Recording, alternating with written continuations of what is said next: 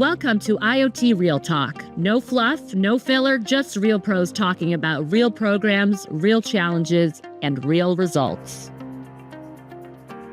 What if I told you one of the most powerful IoT applications isn't in factories, fleets, or cities, but in consumer kitchens? In this episode of IoT Real Talk, we sit down with Ben Jeffries, CEO of ATEC Global, to learn how IoT-enabled cookstoves are cutting carbon emissions, improving health, and unlocking new economic value for families using wood-burning stoves in Asia and Africa. Stay tuned for a surprising and inspiring look at how IoT is changing the climate and changing lives one cookstove at a time. Hey, welcome to the pod. I'm your co-host, Susanna Song, Chief Marketing Officer at Aris. And I'm John Connett, Chief Product Officer at Aris. Well, John, I've been looking forward to this conversation for a few weeks because who doesn't love a good human interest story and an IoT for good story?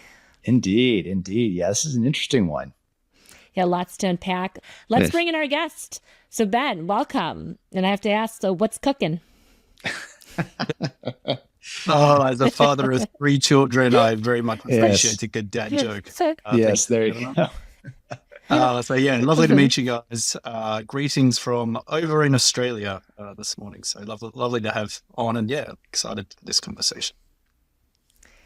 Yeah, let's start from the beginning. Tell us about ATEC and exactly what is your mission?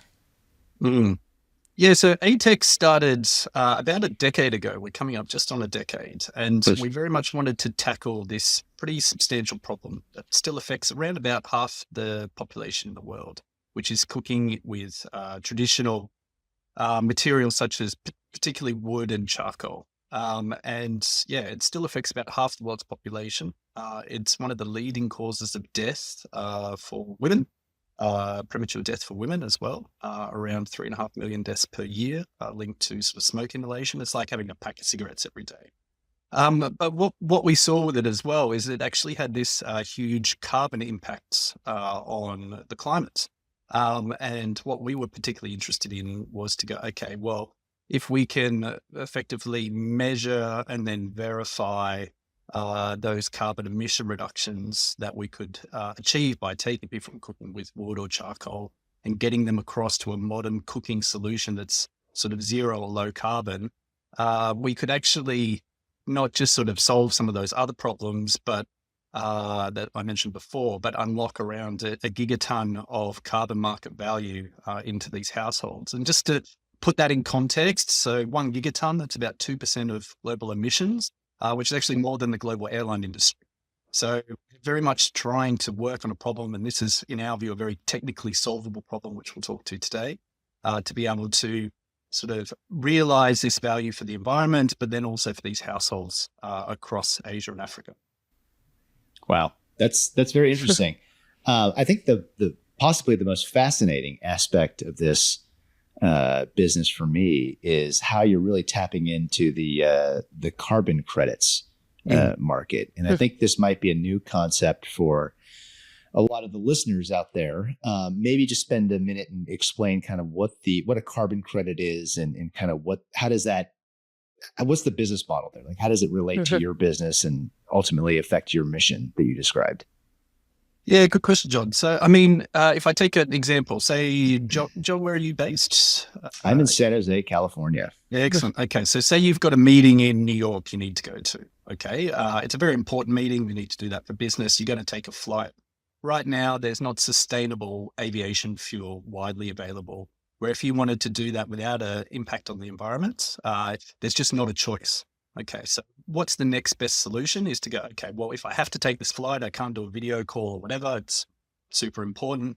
The next best solution is then to go, okay, well, I can at least reduce the equivalent amount of emissions of my flight somewhere else in the world to at least minimize the impact. It's not as good as the end solution, but, we need to get this step by step. And that's effectively what carbon credits are, is it's sort of, if you think of a ledger, you've kind of got an emission on one side and then you've got a reduction on the other side, and you have a net zero effect between the two.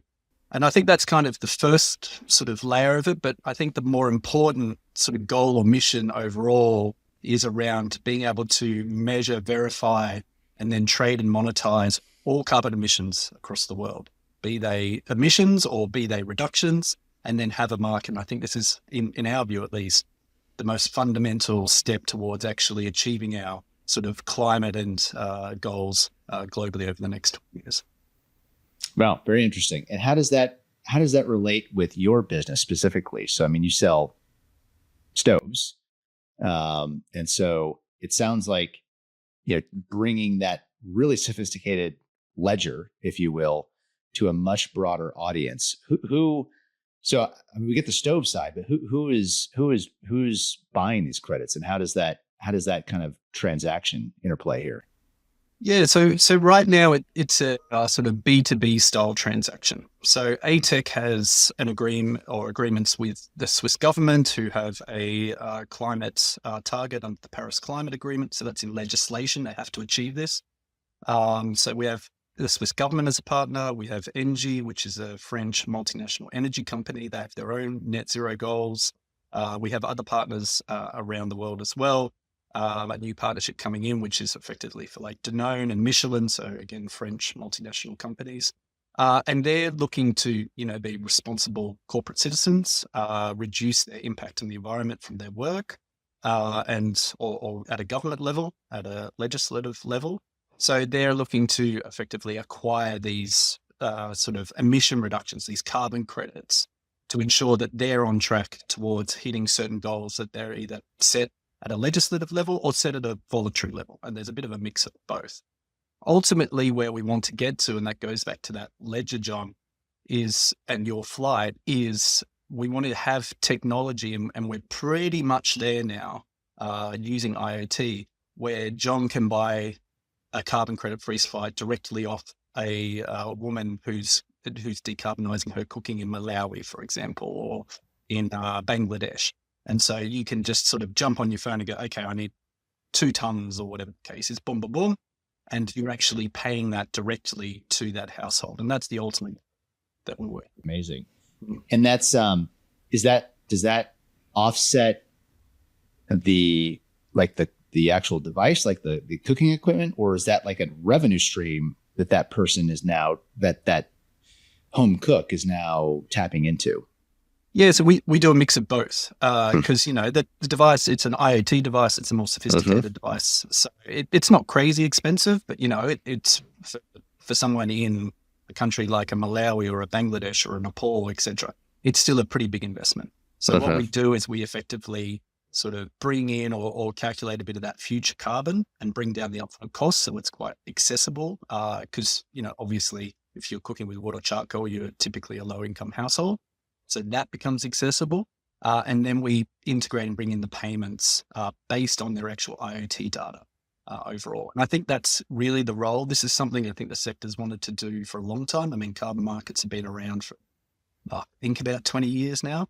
But you've never had that level of granularity at the data level to know who's actually reduced emissions versus other things. So that's what the role IoT is playing, is we can now do, basically down to the watt or down to the gram of carbon, exactly what's happening, and then monetize that to the benefit of these households.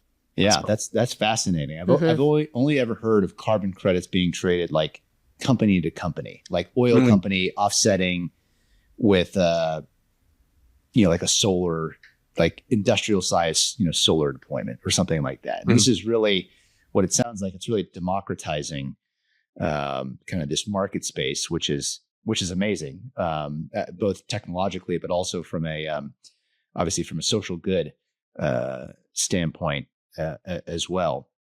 And really, it's fascinating because it really brings to play a lot of the really key IoT trends out there, right? Like edge compute, data proliferation, more insightful decisions and business models enabled by data, and of course, pervasive connectivity. So, very fascinating business you have there. Yeah, I mean, it's super fascinating. I have no trouble getting out of bed in the morning and work. That definitely helps. And I think, and I mean, hopefully we can overlay a bit of a video of some of the IoT data and the world map view and how you guys can run through that while we're talking. And what it really shows is that, we can track all these various emissions across the world, and we can't just track them, we can then verify them, or emission reduction, verify them, monetize them directly into households. This is all the stuff we've been talking about for, the last 10 years. It's like, this is what we want Web3 to be. We want it to be decentralized. We want it to be verifiable on ledgers, etc. I think carbon markets with IoT is, in my view, probably the best use case example of Web3 out there. So it's brilliant. It's unlocking this huge amount of value that effectively sits off the ledger currently at the moment. Yeah, you just need to integrate it with Bitcoin now some way. And then you'll be yeah. Oh, good idea. We're starting off with so the first ledger we're going to publish to is the Hedera Guardian network. So if you've heard of HBAR, wow, you're really taking this. We're not just talking the talk. John's like, it's nice to have, but actually they're doing it. I was going to say though, I feel like Bitcoin needs some carbon offset. Well, what we're an interesting one that we're looking at, and kind of lies in with Bitcoin, is to go, okay, where are those emissions at? It's at the data center level. So again, ideally, you run a data center on sort of renewables 100% of the time, but there's going to be downtimes, etc. Maybe you need natural gas or whatever. So doing what's called a wrapped power purchase agreement, which is where effectively you offset those emissions, is the next best thing you can do. So that's ideally what we want to do, and then we want to take that money from that Bitcoin transaction and then pay that directly to a household who's then reducing those emissions to give you a net zero Bitcoin or a net zero whatever you're developing from there. Amazing. Even the Bitcoin bros can get in on the action. Even Bitcoin bros. All right. Well. Hey, give us some numbers here. I know this is a fascinating market. Would love to hear. It sounds like you got some interesting charts. I think we can throw up on the pod in post. But like, how big is this market? Like, how like you've been around for 10 years. Like, what's kind of the scope and scale here? Yeah, so we're very much, to get us to this point, and I think, John, as you know, when it comes to IoT, when you're not just dealing in bits but atoms, like, it takes a while to build it all together and get it right. So today we've impacted about 100,000 people globally with our products across the world, but we're sort of on a 10x pathway right now for that. So we're looking in the next sort of 2 years to hit about 1 million people in total. And really the sky's the limit from there. We're talking about a problem that still impacts 4 billion people across the world. So going back to that, in that Google kind of view, I think it's like work on problems that are greater than 1 billion people or something like that. Then this is a big one that we can take. Yeah, the market potential is massive as well, right? $20 to $40 billion per year in value just in those two continents, Asia and Africa. Yeah, exactly. And I mean, that's just in this one vertical of decarbonizing cooking. And obviously what we then want to do is to go, okay, well, what other value can we bring to the table? Because, you're using IoT to monitor or to verify these emission reductions, but then effectively you've opened up a payment gateway, which can then sort of receive other types of incentives and benefits or work from, etc. So again, going back to that whole DeFi, decentralization view, this is a really good way to bring into that equation a lot of the world that has had very little sort of value for them to them so far. Yeah, what I find very fascinating about this use case is the traditional carbon markets always relied on just kind of assumptions, guesses, if anything, but not real data or proof. But what you're doing at ATEC is really using like high fidelity IoT data to then be able to kind of, you're able to prove and get all that data audited for trustworthy carbon credits, if you will.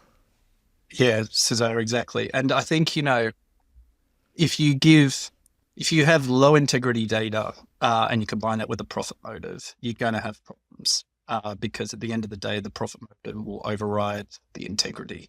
And so you need to have some level of hard code immutability to the data integrity. So traditionally, how it was done in the past was like you sort of, you do 100,000 stoves and then you go visit a few and you're like, oh yeah, they're using it. Great. Let's extrapolate that to the whole. So it's called a sampling basis, and you can do it at this 90-10 confidence interval, and it all sounds very professional, which if you were impartial researchers, it would be. I'd be much more comfortable with it. But we're talking a multi-billion-dollar market here. So you can't rely on good intentions when there's a profit motive on the table. So we're building out the infrastructure. We're referring it to more like immutable carbon. So effectively, the device is encrypted, digitally signed. So you get the data there. It then sits as an integrity level, which obviously you guys are helping us with, goes straight to a server, which is with an independent verifier. And we literally can't touch the data anywhere along the line. It's then effectively tokenized onto a ledger. It can be publicly viewed at all times. The only way, there's always going to be this risk of low quality projects, greenwashing claims, et cetera, in this market. And there should always be a high level of scrutiny. The only answer is to have the data and the tech there that says, here it all is. There's nothing to hide. Yeah. And that's the only way we can really scale as well. Yeah, that's very interesting. So there's definitely a security and like a data integrity element to this as well. I mean, imagine there's actually you could actually see how that actually could be something exploitable by a malicious actor, even for some type of market manipulation. Like if I'm trying to manipulate the carbon market, for example, like if you're big enough, going in there and screwing with the data coming out can increase or decrease. Because are you aggregating all these things together? Like ATEC, total. The ATEC's platform is driving this many carbon units, or is it literally on a per device basis? So it's on a per device basis, and that ultimate move, which I have an article coming out on this soon around how we can build immutable carbon credits, is to effectively, you would call us like a project developer, that you separate the project data and the project developer 100% from each other. And I think that's the only solution we can get to in the long term. Because John, for example, if I have a bad quarter, my profit's down or whatever the case is, and I can sit in there and I can go in and tweak a number and suddenly I've become 20% more profitable, whatever the case is. Now, we need to remove that potential for bad actors in the sector. There needs to be that complete separation of data and developer, because there's just, if we're going to realize this potential, we need to attract capital and we need to generate revenue and et cetera. So that's all good things, but we can't self-regulate. We've shown in the past that that's caused way too many problems. And this to me is the fundamental issue, is the merging of data and developer.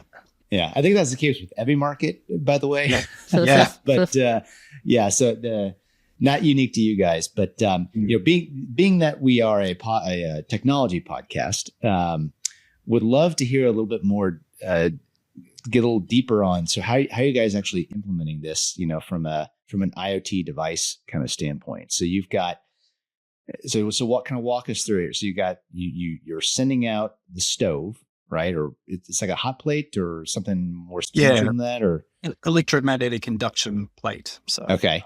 So you're sending it out. It's got a SIM card in it, right? Yep. You're sending that out to somebody buys it. Like how do they even get it? It's like in a retail store. Yeah, so they that's part of what we see is that sort of confirmation of desire or demand, for the product, is they do pay something for the stove. We think that's important.